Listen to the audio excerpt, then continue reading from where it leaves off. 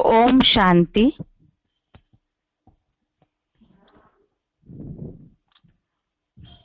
भगवद गीता श्लोक क्लास में आज बेसिक कोर्स है। बेसिक कोर्स में हम समझ रहे थे भगवान सर्वव्यापी नहीं है।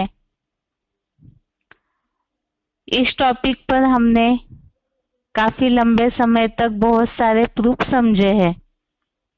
जैसे कि पिछले 1-2 हफ्तों से इस बात को समझ रहे थे कि भगवान सर्वव्यापी इस मान्यता से जुड़ी हुई मान्यता आत्मा सो परमात्मा है ऐसे समझा गया है।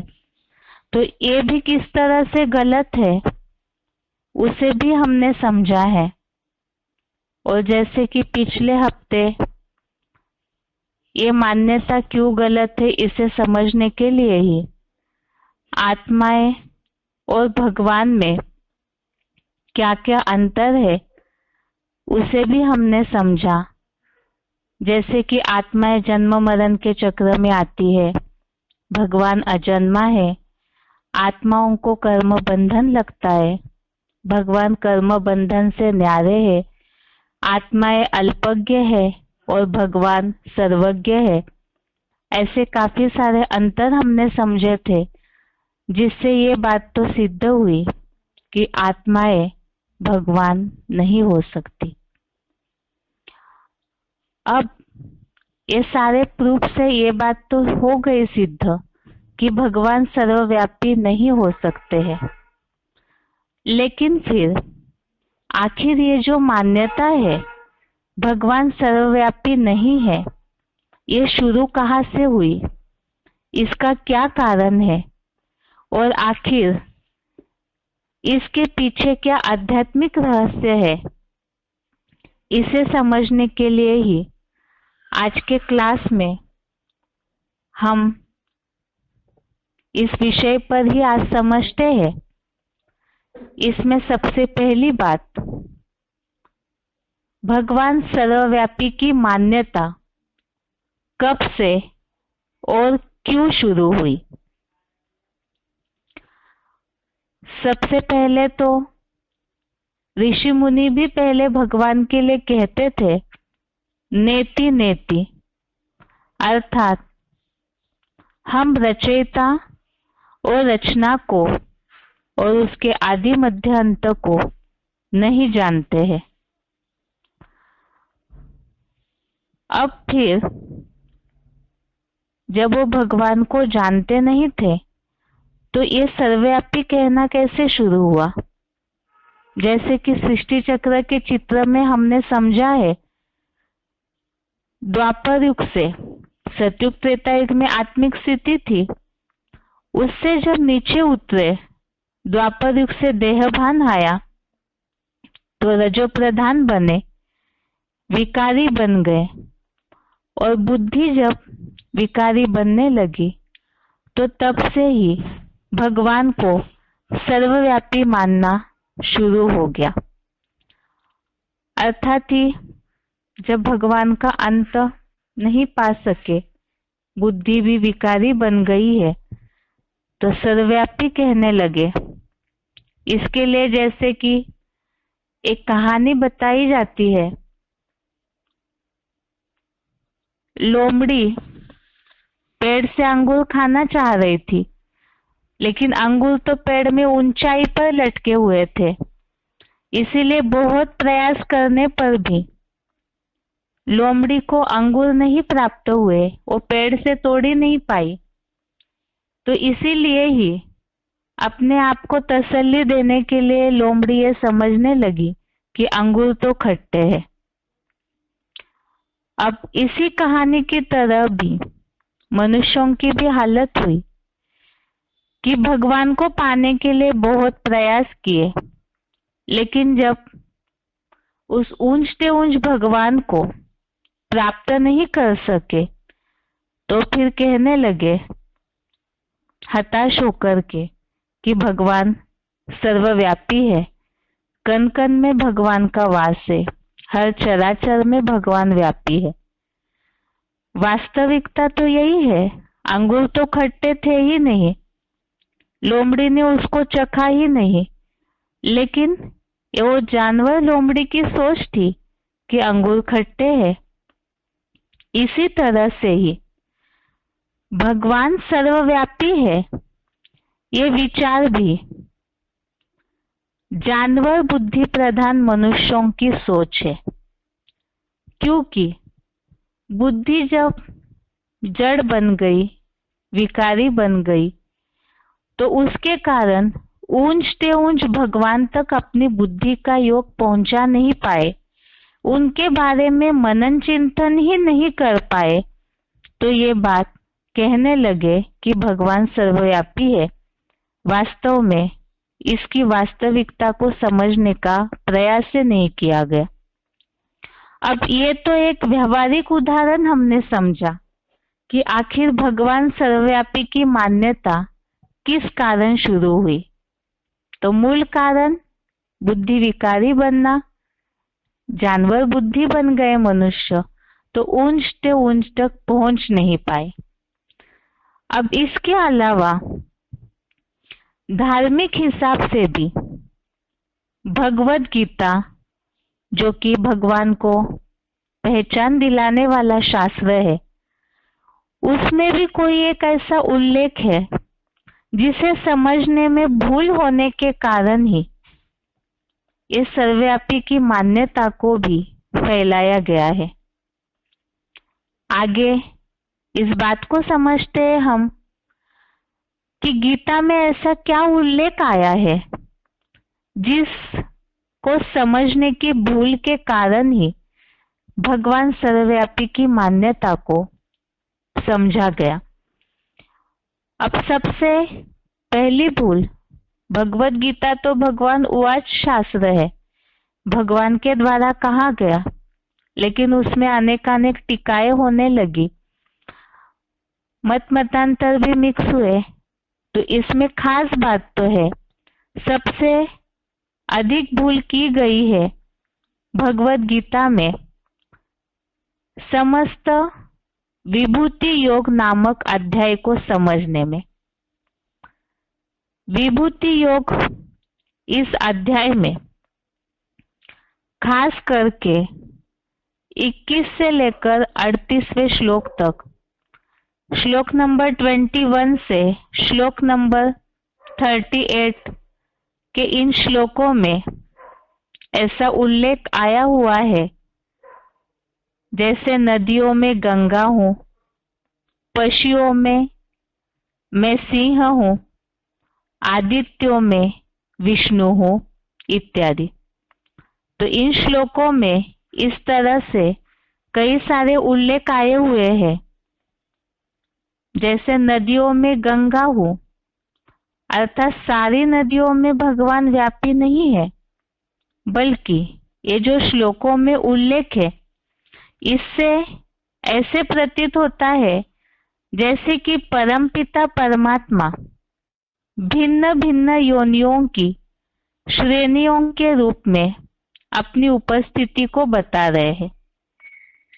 अर्थात ही जितनी भी नदियां हैं उसमें गंगा को श्रेष्ठ माना जाता है, पशुओं में सिंह को बलवान माना जाता है, देवताओं में विष्णु को श्रेष्ठ माना जाता है। तो यहाँ पर इन सब भिन्न भिन्न योनियों की श्रेणियों के रूप में परमात्मा अपनी उपस्थिति को बता रहे हैं, ऐसे स्पष्ट होता है। अब ये वास्तव में ये भी एक भूल मात्र है, क्योंकि इसे गहराई से अगर समझते हैं हम, तो इसमें जैसे ऐसे उल्लेख आया हुआ है, परमात्मा को नदियों में गंगा, आदित्यों में विष्णु बताया गया है। इससे यह स्पष्ट है कि जो भी अन्य नदियां हैं, जितनी भी नदियां हैं, उनमें परमात्मा का रूप व्यापी नहीं है।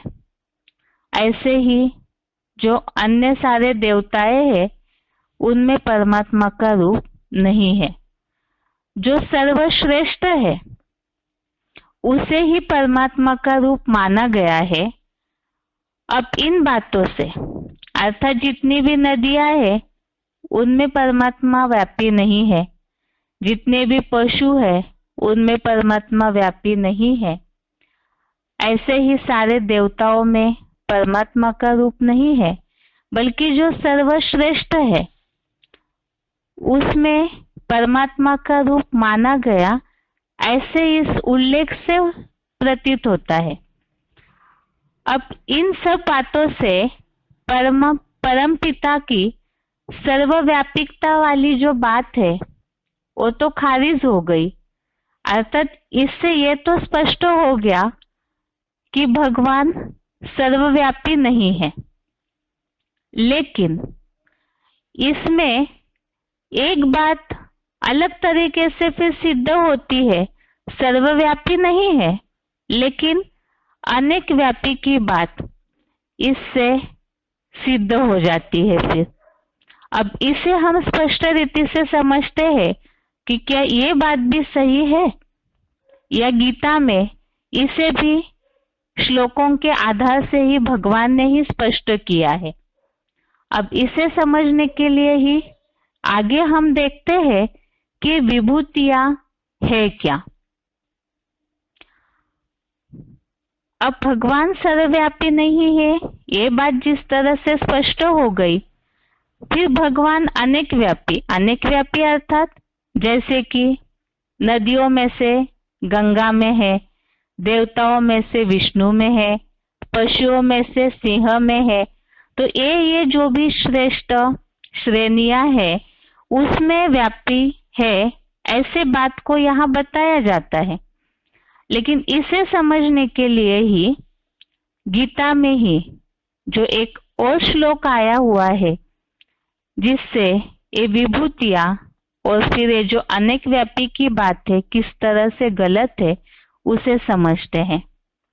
10वें अध्याय का 41वां श्लोक, अध्याय 10 श्लोक नंबर 41 श्लोक है, यत् यत् विभूति मत्सत्वम श्रीमदूर्जितमेव वा तत्तदेवावगच्छत्वम मम तेजोंश संभवम।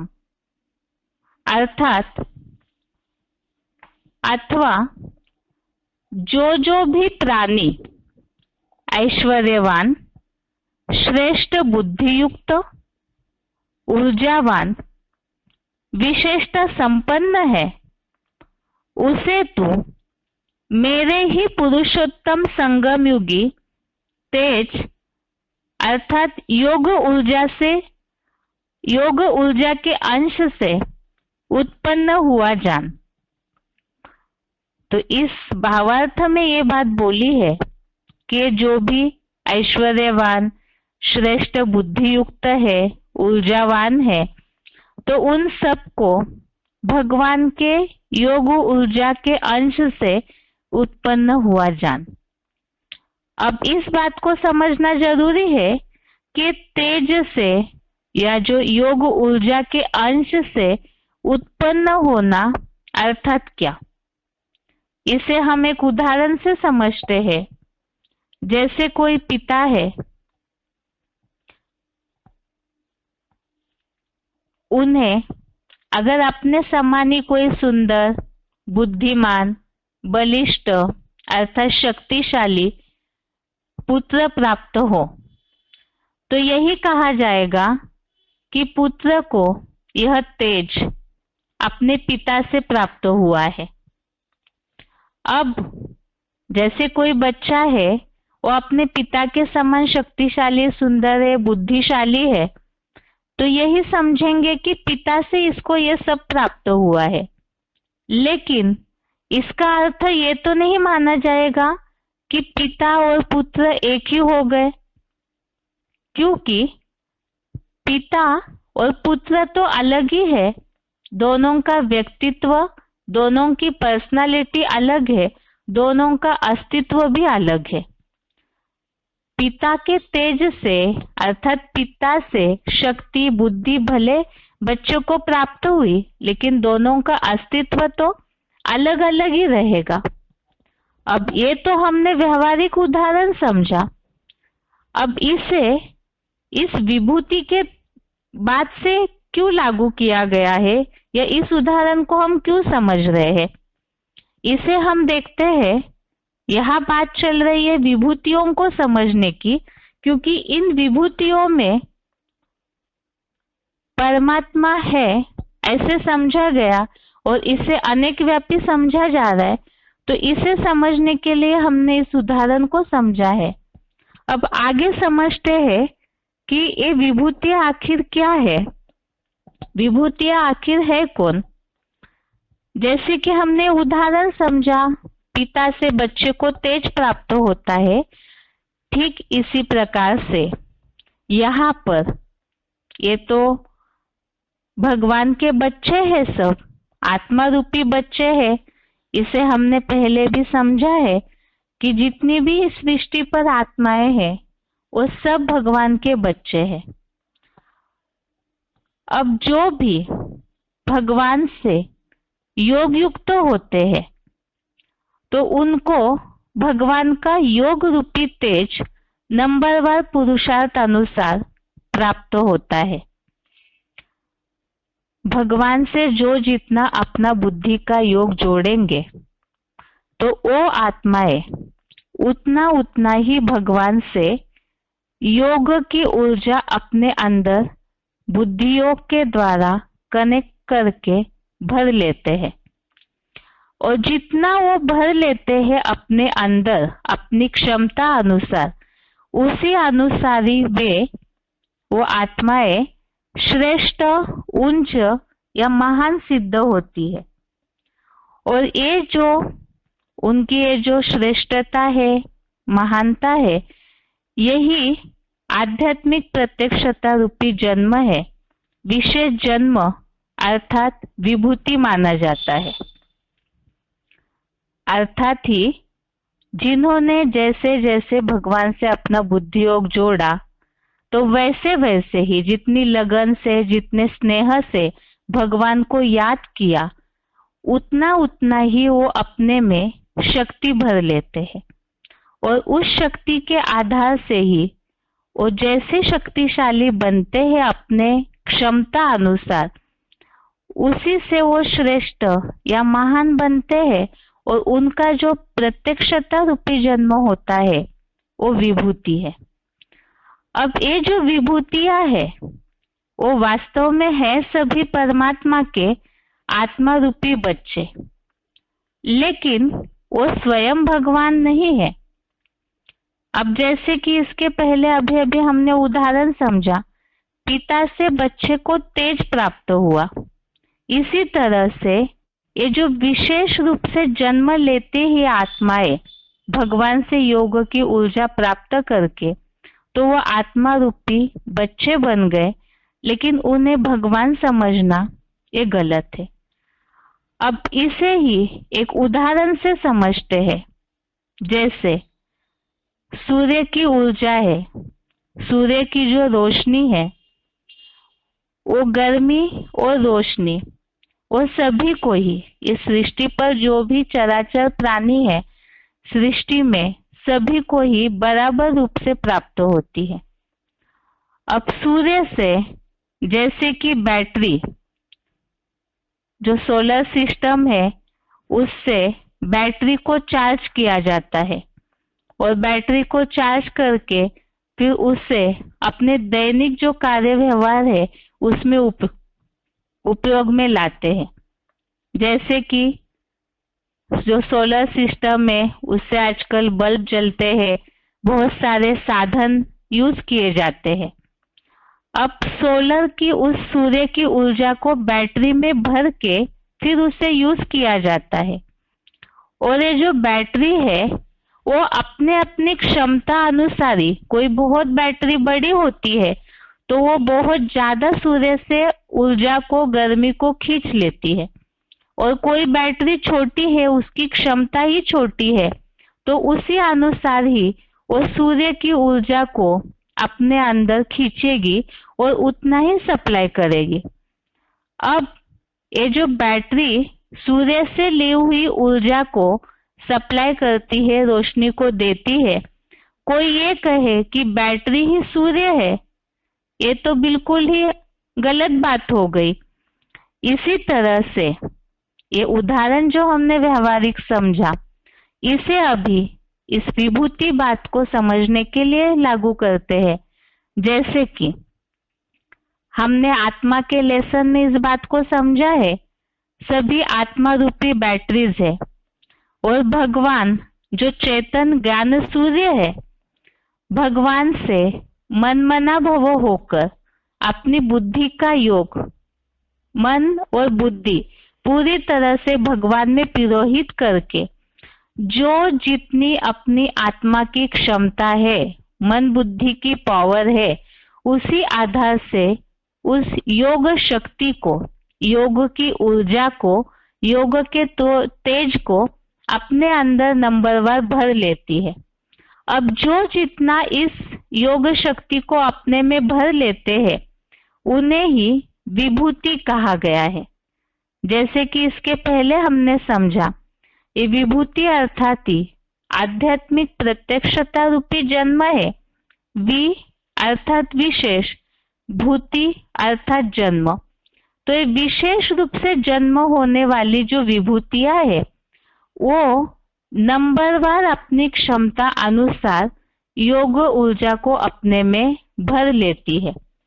अब जैसे कि बैटरी को सूर्य नहीं कह सकते, ठीक इसी प्रकार से इन विभूतियों को परमात्मा समझना ये गलत है, क्योंकि अपने अपनी क्षमता अनुसार ही इन विभूतियों ने अर्थात इन आत्माओं ने भगवान की योग ऊर्जा को अपने में भरा है। अब इस बात को भी भगवत गीता के आधार से ही हम समझते हैं कि गीता में भगवान ने इस बात को भी स्पष्ट किया है, ये जो विभूतियां है वो भगवान नहीं है। आगे इस बात को हम समझते हैं।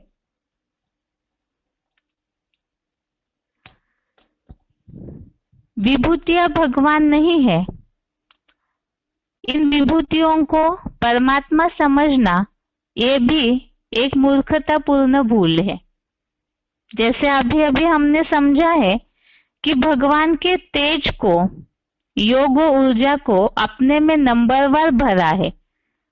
बैटरी ने सूर्य से रोशनी ली और विभूतियों ने अर्थात आत्मा रूपी बच्चों ने ज्ञान सूर्य भगवान से तेज को प्राप्त किया।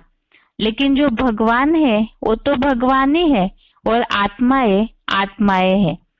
उनकी तुलना इस तरह से कर ही नहीं सकते, भगवान तो ऊंचे ऊंच है। अब इसे ही स्पष्ट करने के लिए भगवत गीता का एक श्लोक है, 10वें अध्याय का ही 42वां श्लोक, अध्याय 10, श्लोक नंबर 42। श्लोक है, अथवा बहु नैतेन किम ज्ञातेन तवार्जुन विष्टभ्याहमिदं कृष्णम एकांशेन स्थितो जगत। अर्थात अथवा हे अर्जुन, तुझे इतने सागर समान विशाल ज्ञान जल भंडार से बहुत विस्तार में जानने से क्या प्रयोजन है। मैं सदाशिव ज्योति इस संपूर्ण जगत को अपने योग ऊर्जा भंडारी महादेव के एक अंश मात्र से टिकाकर पुरुषोत्तम संगम में भी स्थित हूं। तो इसमें जो श्लोक में उल्लेख आया हुआ है कि निराकार भगवान, निराकार शिव भगवान एक ही व्यक्तित्व के द्वारा समस्त जड़ जंगम जगत को टिकाकर अपने परम धाम में स्थित है। इसमें खास जो उल्लेख आया है कि इतने सारे विस्तार को जानने की क्या प्रयोजन है, अर्थात ये जो वैरायटी प्रकार की विभूतियां बताई हुई है, इन सब को जानने का क्या प्रयोजन है। क्यों? क्योंकि एक तो भगवत गीता में तो बोला हुआ है कि भगवान को जानने से ही सब कुछ प्राप्त होता है, सारी प्राप्तियों का भंडारी है भगवान की यथार्थ पहचान। फिर यहाँ जो उल्लेख आया है, इतना सब जानने से क्या प्रयोजन है, अर्थात ही केवल एक भगवान को ही यथार्थ रूप में जानना है और उसे जानने वाला भी कोटों में से कोई है।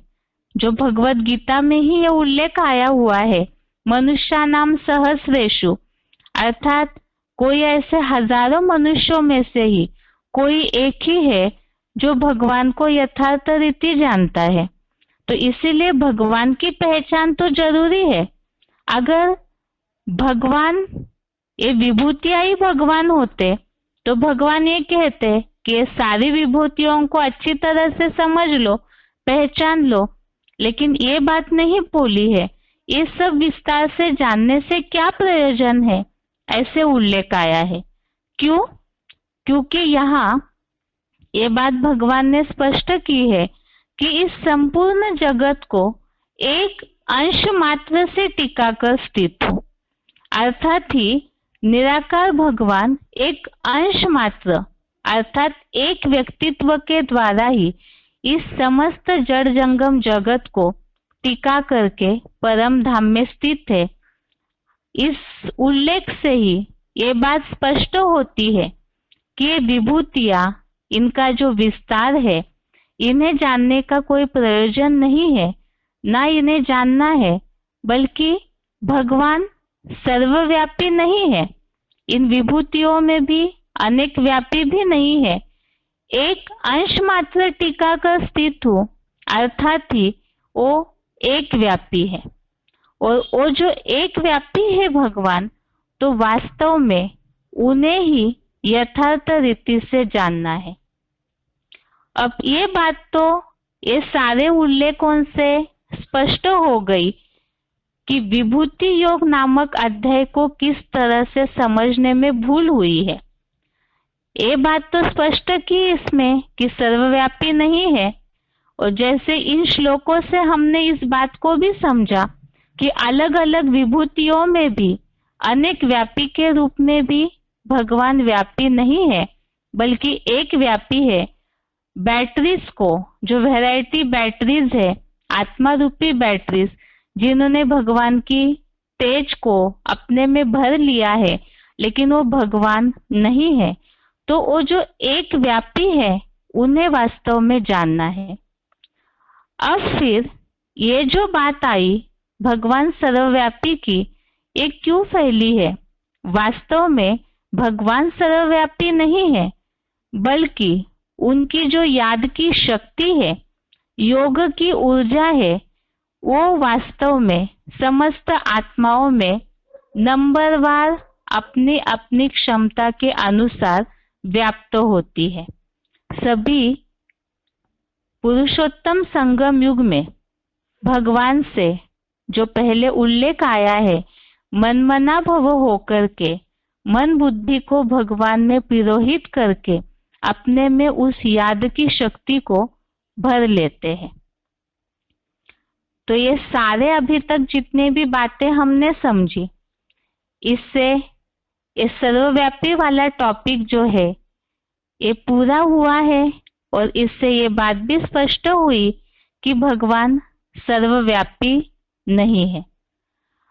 अब भगवान सर्वव्यापी नहीं है, तो फिर ये जो मान्यता फैली हुई है, इससे क्या क्या नुकसान हुआ है और किस तरह से अधर्म का मूल है, और भगवान को एक व्यापी मानना किस तरह से धर्म का मूल है, इसे हम अगले क्लास में समझेंगे। और इसके साथ ही भगवान एक व्यापी है, जो कि इस श्लोक में उल्लेख आया है, एक अंश मात्र से टिका कर स्थित हूँ, तो आखिर वो कौन है जिसमें एक व्यापी है भगवान, और ऐसा कौन व्यक्तित्व है, पर्सनालिटी है, ऐसी कौन आत्मा है जिसने भगवान के तेज को अपने में सबसे ज्यादा भर लिया है, जिसके आधार से भगवान सारे जगत को टिकाकर, उस एक अंश मात्र को टिकाकर परम धाम में स्थित है।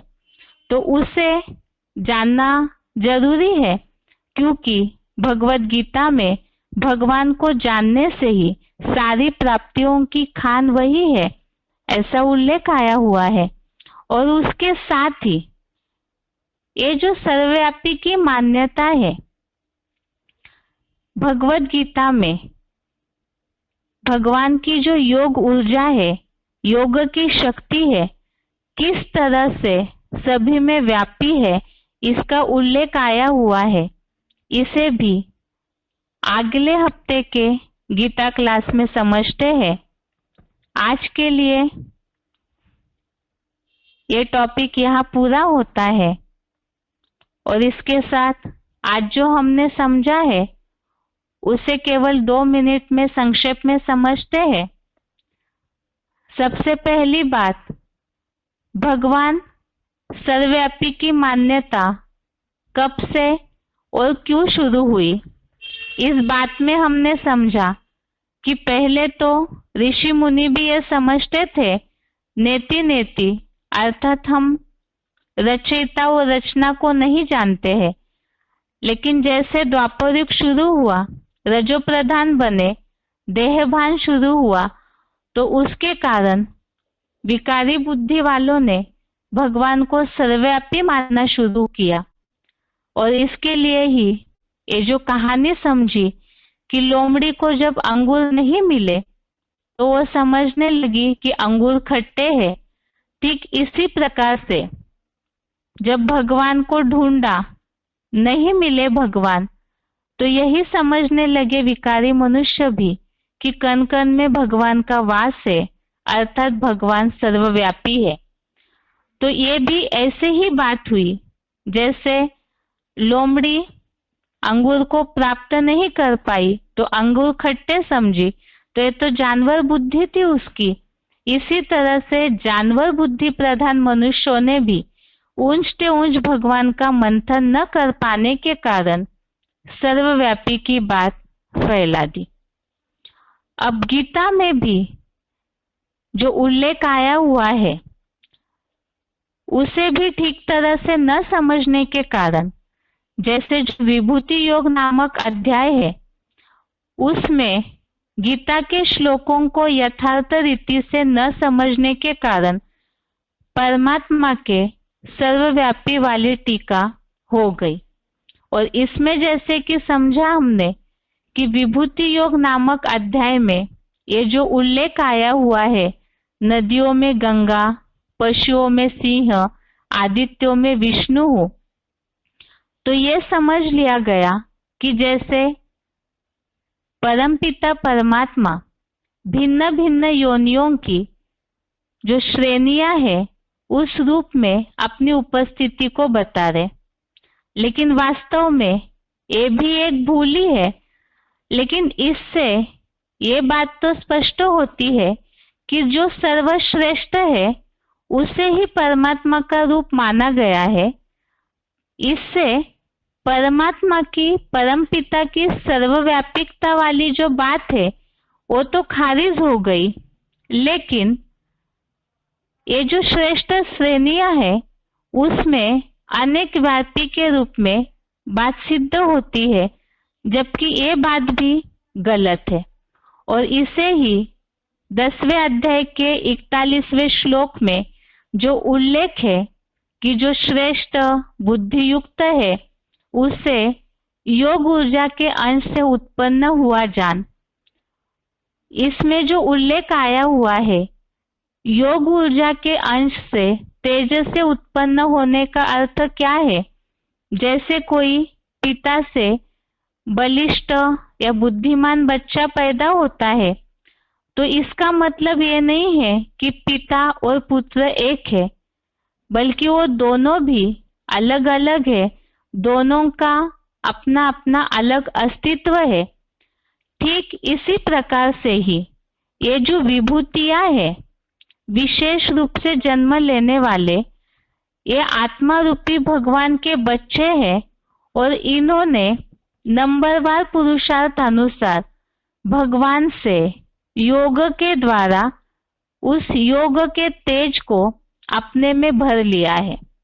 अर्थात जैसे कि एक उदाहरण हमने समझा व्यवहारिक, जैसे बैटरीज है और सौर ऊर्जा के द्वारा सूर्य से अपनी सारी जो भी अपनी क्षमता है बैटरी की, उस अनुसार सूर्य से ऊर्जा को खींच लेते हैं।